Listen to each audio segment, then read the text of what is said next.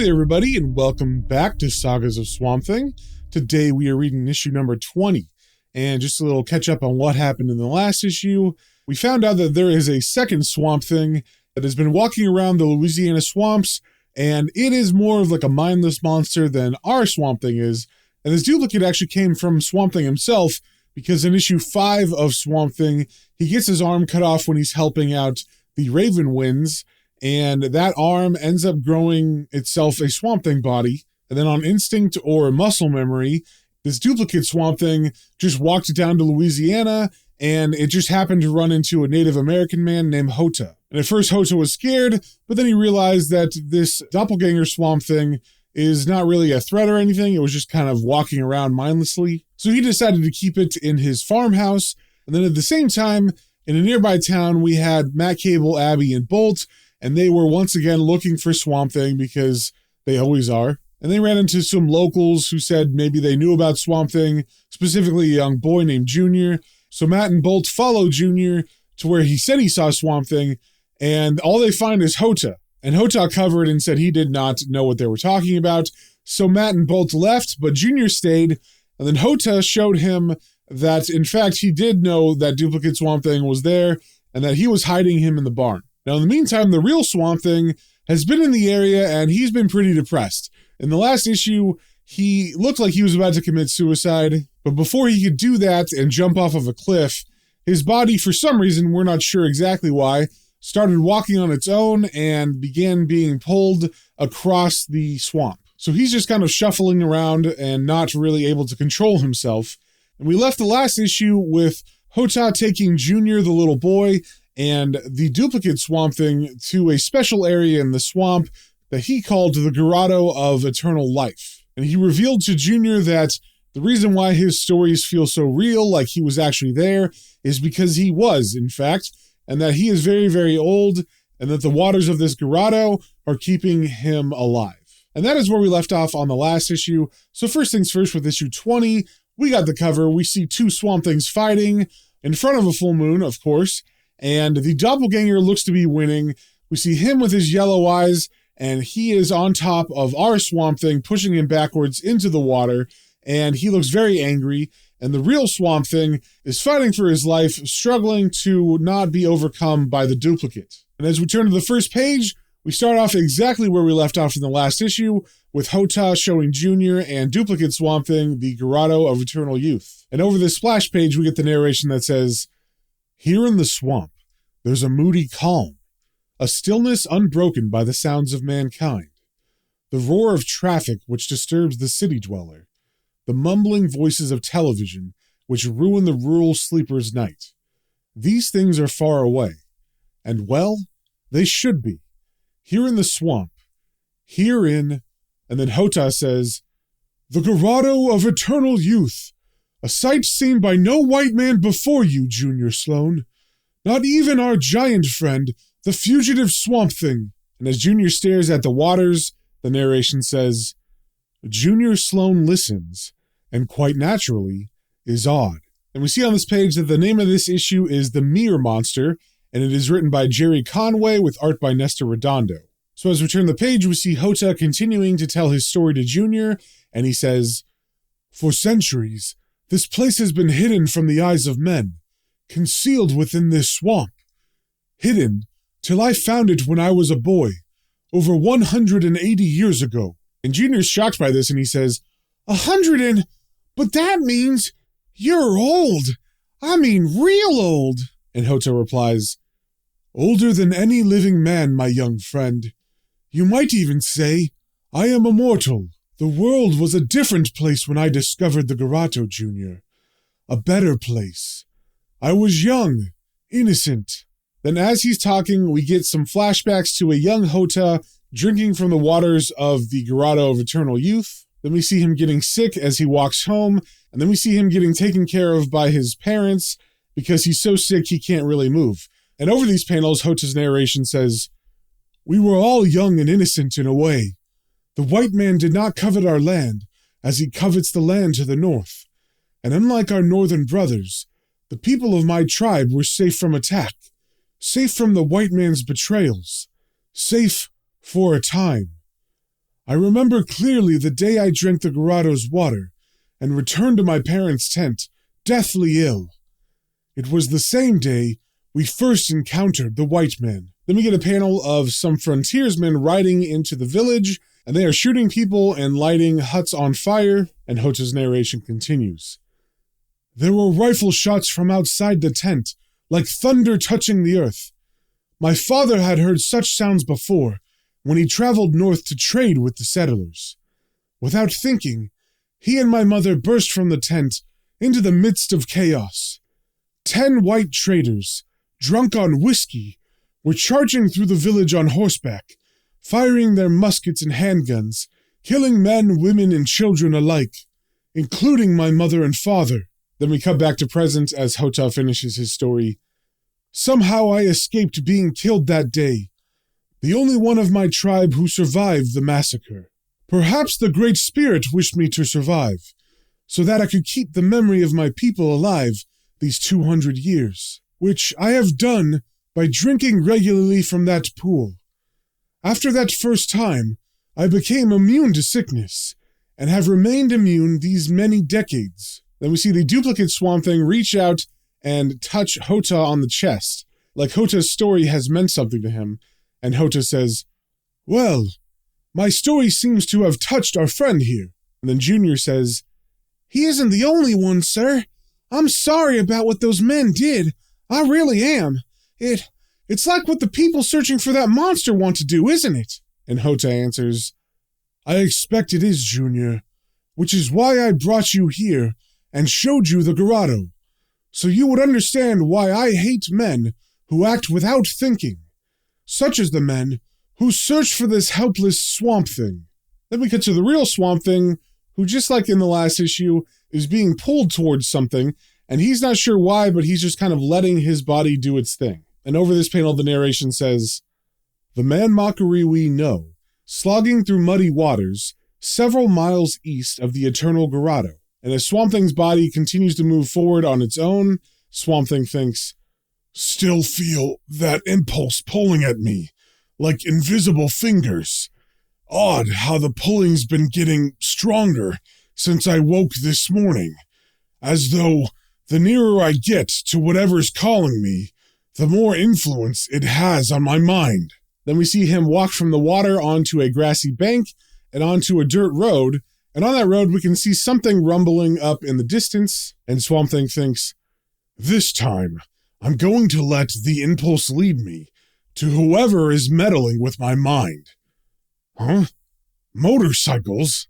Then we see the biker gang from last issue who was inside the diner is riding down the road and towards Swamp Thing, and the narration says, Earl Hobart is not a very intelligent man, and like many stupid men, his imagination is somewhat limited. For the past 20 years, he'd led a life of unreality, pretending that the world stopped in 1956 when he bought his first bike. This morning, he's about to discover the world hasn't stopped, though as far as Earl is concerned, it might as well have. So as Swamp Thing walks out onto the road, Earl and his biker gang almost run into him and they have to swerve. And Earl yells out, Mother mercy! Some kind of monster! And I guess because they're on a dirt road, the bikers can't stop in time, and they all have to bail on their bikes. And Swamp Thing just kind of stands there, and the narration says, For the muck-encrusted Swamp Thing, the scene is one he knows all too well. It's the archetypical moment when hysteria and fear unite to become violence and death. But instead of terror, the monstrous creature who was once Dr. Alec Holland feels only regret. Then Earl sits up and he points at Swamp Thing and says, Get him! Get that thing! Before he gets us! And with that, the bikers stand up, and some of them pull out switchblades, and others pull out tools from their tool bags, like wrenches or chains, and they begin to attack Swamp Thing, and the narration says, Without thought, without reason, the bikers obey their leader, and like a motley army, they attack. Chains cutting the air, knives slashing deep into mossy hide. And as Swamp Thing tries to fend off the attacks, he thinks, I don't want this fight. It's wrong. Insane. I have to follow the impulse I keep feeling, but these fools are in my way. Must move quickly, Stop this fast! And then one of the men with a knife jumps on Swamp Thing's back and begins stabbing him repeatedly, and Swamp Thing looks over his shoulder and thinks, ugh, one of them on my back, cutting my arm. Just because my body can't feel pain doesn't mean I'll let this creep use me for a pincushion. And then he reaches behind him and grabs the man by the hair and then pulls the man forward over Swamp Thing's head and onto the ground. And as Swamp Thing does this, the man yells, Earl, he's got me! He's got me! Ah! Then Swamp Thing grabs the knife that is still embedded in his shoulder, and he thinks, it still shocks me to realize how hard it is for this changed body of mine to be hurt. Like a plant, I regrow whatever's cut off me, like the time I lost my arm. My body regenerates lost tissue, and anything I lose, I get back, which makes me almost indestructible. And then he drops the knife on the ground and looks at the remaining bikers, and he thinks, get the point, fellas? And as the men run away, they say, that thing ain't only ugly, it's inhuman. Come on, let's split. If Earl wants to fight that hunk of slime, he can fight it himself. Then they pick their bikes up and they start them and drive away, and Swamp Thing watches them leave, and the narration says, like any sensible leader, Earl Hobart knows full well that in the event of overwhelming odds, discretion is always the better part of valor. Besides, though he'd never admit it, Earl is as petrified as his fellows. And with that, Swamp Thing's body again begins to walk on its own, and Swamp Thing thinks, that impulse, as strong as ever. Have to keep following it. Have to.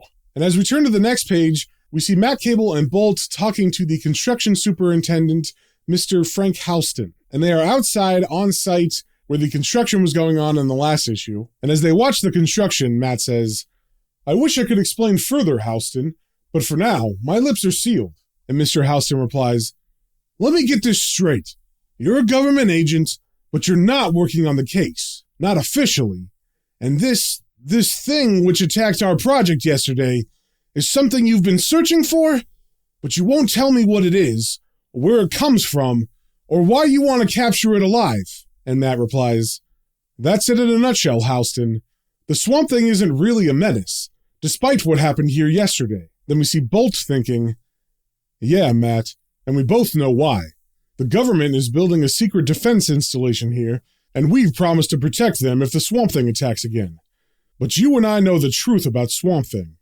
He's really a man whose body has been transformed by a super soldier formula into a mucky monstrosity. A man who's so bitter, he wants to curl up and die. Sometimes I wonder why I don't let him. After all, what's the poor jerk got to live for? Maybe that's why he went a little crackers yesterday. And just in case you don't remember, it was actually the duplicate Swamp Thing that attacked the construction site yesterday. And Bolt continues thinking, his wife was killed by the same dudes that caused the explosion that almost killed him.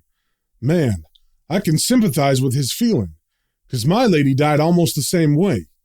Maybe we should let Doc Holland die, Cable, if that's what the man wants. Shouldn't he be allowed to have it and rest in peace? But Bolt's thoughts are cut off as one of the workers from below begins calling up to them, and they're saying, Mr. Houston! Hey! Mr. Houston! And Mr. Houston looks down and says, huh? What's wrong, Carmody? And the worker points to a big rock and says, it's this boulder, Mr. Houston. It's too big for the dozer to shove aside, and we've got to clear this area for the foundation. I was wondering, do you think we should use explosives? And Mr. Houston calls down, do what you have to, Carmody. I don't care if you blow that rock clear off the cliff. And then Matt asks, Houston, do you think that's wise? And then Houston lights a cigar and he casually says, all that's down there is swamp, fella. You do your job, and I'll do mine. Clear? And Bolt answers, very. Then in the next panel, we see a giant explosion of rock, and we get some narration that says, and so, 3 minutes later, an explosion echoes through the morning calm, destroying the silence for miles around. Then we turn the page and we get a very interesting set of panels. There are 3 rows. Each one is showing the moment before the explosion and the moment after, but in different areas. So the first one, we see the duplicate Swamp Thing, Hota and Junior, and they're still at the Grotto of Youth, and Hota is saying, When I found our friend Junior Sloan, he was lost, bewildered, like a child. I saved his life, and he trusts me, just as you trust me, young chief, and I trust you. It is—" But he's cut off as a giant explosion happens above them, and he exclaims, "Spirit of my father!" And Junior points up above them and says, "The cliff! It's exploding!" Then in the second row of panels, we see Earl and his biker gang pulling up to Sloan's diner, and Sloan is coming out with Abby behind him, and Sloan says, "Earl, what's all this racket?" And Earl replies, "There's a monster, Sloan, a slimy thing out on the northeast road." Then Abby thinks, "It's Alec. It must be. I've got to tell Cable." But her thoughts are cut off by the same explosion, and she thinks, "What? The cliff? Some sort of explosion." And I guess they can see that cliff all the way from Sloan's diner, because you can kind of see it in the background exploding. Then in the third row, we cut to Swamp Thing walking somewhere in the swamp, and he's thinking, "What happened with those bikers has made me think about my arm. It's possible, just possible, that what happens to me when my arm regenerates also happens to..." And then the same explosion happens, and Swamp Thing turns around and thinks, "Huh? An explosion?" Then we come back to Hota, Junior, and the duplicates, and we see rocks are raining down from above, and the narration says, "In the space of an instant, an unthinking moment, the work of centuries is undone. Earth and stone avalanche down the mountainside, completely burying the Emerald Grotto and its crystal spring, burying as well one man's hopes and dreams forever. Member of a race seemingly born to humiliation at the white man's hand, Hota Machina has suffered much these past 180 years. Too much when accompanied by this. Within the immortal Indian, the last softness snaps." Then we get a panel of Hota becoming enraged, and he says, "The white man did this! The cursed white man destroyed my world, my life, as he destroyed the life of my father, as he destroyed my race! He must die! He must die!" And then he turns to the duplicate and says, "Seek the white man out, my child! Seek him out and kill him!" And the duplicate Swamp Thing begins to obey him, and as it begins climbing the cliff face, the narration says, "Junior Sloan's cry of horror is unheeded by the enraged Seminole and unheard by the mindless mock Swamp Thing. To say the creature understands the order it's been given would be an overstatement. This swamp creature is incapable of understanding anything, yet it does sense emotion, and in a peculiar way, it responds to Hota Machina's rage. After all, the Indian rescued the monster from death in a quicksand pit." So we see the duplicate Swamp Thing scaling the cliff, and then as he gets to the edge at the top, we see one of the construction workers standing there, and the duplicate Swamp Thing reaches out and grabs the man's ankle, and the man exclaims, "What? Mother of mercy!" And then the duplicate Swamp Thing pulls, and he throws the man off the cliff. Then the Swamp Thing climbs all the way up, and he begins moving towards the bulldozer, and we see Matt, Bolt, and Mr. Halston running towards the Swamp Thing, and Matt exclaims, "Good Lord, Bolt, did you see that? Alec tossed that man like a sack of limp wheat." And Bolt replies, "That's nothing, Cable. Now he's coming this way. Like he don't even know we're here." And as the duplicate Swamp Thing approaches Matt exclaims, "Alec, for heaven's sake, man, stop! This is murder!" But his pleas are cut off as the duplicate Swamp Thing backhands him across the face, and Bolt yells out, "Cable!" And as Matt falls to the ground, Swamp Thing just walks past him, and Bolt rushes over to Matt on the ground, and he says, "Man, he didn't even hesitate. Are you okay?" And Cable replies, "His eyes. Bolt, did you see his eyes?" And Bolt answers, "Forget his eyes, Cable. Something else is happening. He seems to be listening to something. Something we can't hear." Then we see the duplicate Swamp Thing turn and walk past the construction sites and towards the tree line. And as Bolt helps Matt up, he says, "And now he's turning and walking away. It don't figure, Matt. He acted like we were strangers or enemies." And Matt says, "Dear Lord, could Alec have finally gone insane?" Then we cut to our Swamp Thing, the real one, and he is walking somewhere nearby, and he's thinking, That impulse has become painful, very painful. If what I'm beginning to suspect is true, the only way to stop the pain is to kill what's causing it." And just as Swamp Thing thinks that, steps out from behind some trees and in front of Swamp Thing. And we get this great panel that's like that meme of Spider-Man pointing at Spider-Man and he's saying you, because Swamp Thing actually points at his doppelganger and he thinks, "You, my exact double." But before Swamp Thing has any time to react, the duplicate Swamp Thing jumps immediately and springs on top of him. And as they both fall back into the water, Swamp Thing thinks, "Then my suspicions were right. Somehow what was left of my amputated arm grew into another me. But this Swamp Thing has no mind, and apparently wants to kill me. Or does it? Good Lord, what if it only wants to rejoin its body with mine? I have to think this through, because unless I'm mistaken, we are each a match for the other." So as Swamp Thing is thinking all of this, the doppelganger has his hands around Swamp Thing's throat, but Swamp Thing is able to use the momentum of the fall, and he pushes a leg up as they tumble, which forces the doppelganger up and over him, and the duplicate comes splashing down in the water as Swamp Thing gets up and thinks, "Which means we could get stuck in a stalemate that would go on forever." Then we cut to Sloane's diner, where we see Sloane and Earl talking outside, and Abby is still standing out there with them, and the narration says, "Angry voices fill the air outside Bert and Sloane's diner, and no one notices the two figures approaching, until the taller figure speaks with a voice cracked by age. And the two people approaching are Hota and Junior, and Hota yells out at the men, "White devils, you will pay for your persecution! You will pay!" And everybody standing in front of the diner turns and looks at Hota, and Abby thinks, "It's Bert Sloane's son, and the Indian Matt and Bolt talked to yesterday. But what's he saying?" And as Hota walks closer to the men, Earl very rudely says, "What's this about you making folks pay, Redskin?" And Hota fires back, "Mock me, White Devil! It makes no difference now! The monster will destroy you! All of you!" Then Bertrand Sloane looks over at his son, and he says, "Junior, what are you doing with this crazy Indian? I warned you about seeing him, boy! I warned you!"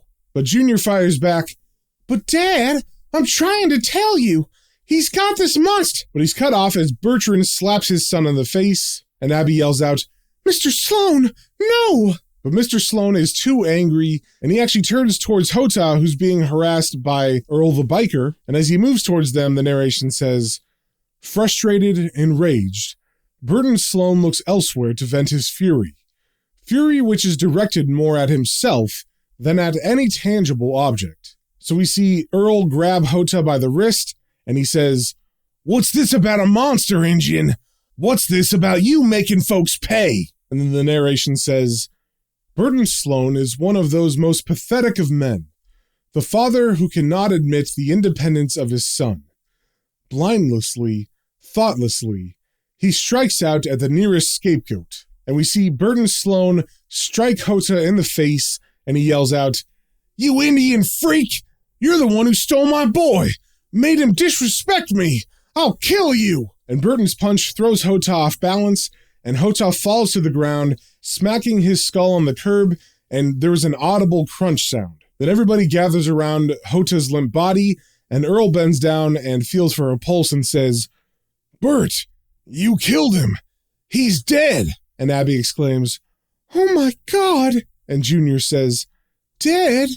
Then we cut back to the two Swamp Things fighting, and the narration says, "Less than 200 yards away, another drama is coming to a similar crisis. A matter of life and death." We see the duplicate is hitting Swamp Thing with two fists, and as Swamp Thing flies back, he's thinking, "Funny, up until a moment ago, this thing was fighting as though it wanted to get somewhere. Now it seems lost." And as Swamp Thing gets back up, he grabs the nearest branch and he hits the doppelganger with it, and he continues thinking, "But I can't let that concern me. If I don't defeat this creature soon, I won't be able to hold myself erect.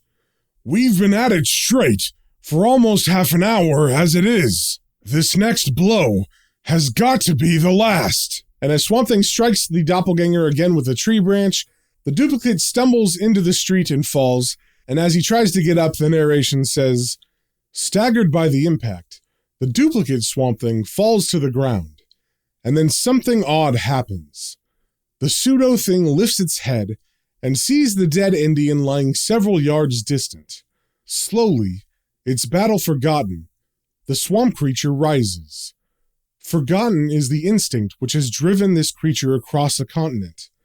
Forgotten is the anger which it leached from an old Indian's rage. All of it has been replaced by something which might have been termed love, for lack of a better name. And under this narration, the duplicate Swamp Thing walks over to Hota's limp body, and he kneels down next to him, very sad.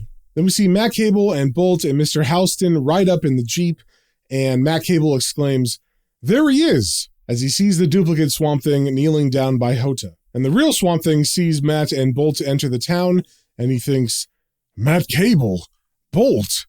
What's going on here? Then we see Mr. Houston say to Bolt, good thing I had you boys drive me down here. We've got to destroy that creature. And Bolt looks at him and replies, Houston, don't be crazy. And then Houston grabs something out of a bag, and as he fiddles with it, he says, I'm an engineer, Bolt. I know explosives better than anyone. Now get out of my way and duck. And with that, he lights a stick of dynamite and throws it towards the duplicate Swamp Thing and Hota. And the fuse must have been pretty short on that dynamite because it immediately explodes, and all that's left is a hole in the ground where Hota's body and the duplicate Swamp Thing were. And as the smoke clears, Abby says, Matt, he's dead. Alec Holland is dead. Then we cut to the real Swamp Thing, who was still behind the tree line when all this was happening, so no one saw him, so they actually think the real Swamp Thing is dead. And like always, the real Swamp Thing just turns and he walks away from the scene sad, and the narration says, someday, Alec Holland will learn the full details of what occurred here this morning. But for the moment, he feels only a weary sadness as he leaves the shocked silence in the village behind. For the rest of his life, however long it may be, Alec Holland will wonder why. And then Swamp Thing disappears into the swamp, and that is the end of the issue. So if you guys have any comments, questions, or suggestions, you can email me at planestrains and comicbooks, all one word, @gmail.com. And remember, until next time, stay swampy.